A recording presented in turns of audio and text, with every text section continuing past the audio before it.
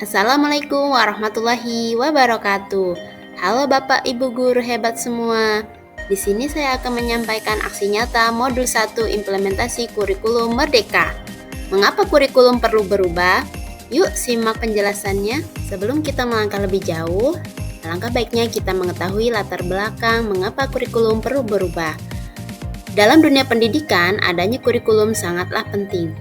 Arah dan tujuan pendidikan diatur di dalam kurikulum sehingga dalam merancang, melaksanakan, dan mengevaluasi pembelajaran, guru akan berpatokan pada kurikulum yang dipakai di satuan pendidikan. Lalu, apa sih kurikulum itu? Kurikulum merupakan panduan pembelajaran pada satuan pendidikan di mana dapat dimaknai sebagai titik awal sampai titik akhir dari pengalaman belajar peserta didik. Kurikulum itu kompleks dan multidimensi. Kurikulum itu dapat diibaratkan sebagai jantung pendidikan. Kurikulum berperan sebagai pedoman dan acuan dalam pembelajaran. Fungsi kurikulum bagi pendidikan adalah untuk memandu dalam proses belajar peserta didik. Apa pentingnya perubahan kurikulum?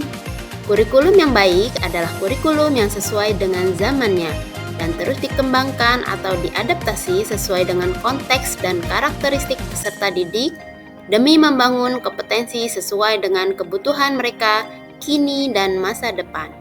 Kurikulum harus selalu berubah agar sesuai dengan perkembangan zaman, apalagi masa sekarang ini ilmu pengetahuan dan teknologi informasi telah berkembang dan pembelajaran akan membosankan tanpa adanya perubahan. Bukankah tugas kita untuk menyiapkan para peserta didik kita menghadapi zaman yang baru, zaman yang sama sekali berbeda dengan zaman kita dahulu?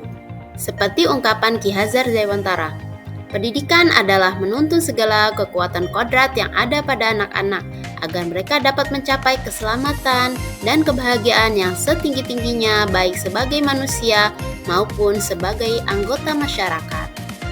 Jadi, apakah kurikulum boleh berubah?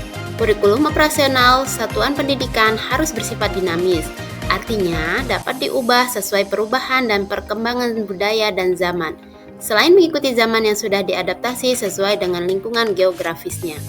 Kurikulum dapat terus dikembangkan atau diadaptasi sesuai konteks dan kebutuhan peserta didik untuk membangun kompetensi sesuai masa kini dan masa yang akan datang. Lalu, bagaimana mewujudkannya? Seluruh komponen masyarakat yaitu peran orang tua, masyarakat, dan sekolah, termasuk guru, kepala sekolah, dan seluruh warga sekolah, harus menempatkan kebutuhan, pendapat, pengalaman, hasil belajar, serta kepentingan peserta didik sebagai pengembangan kurikulum karena kurikulum dirancang untuk kebutuhan peserta didik.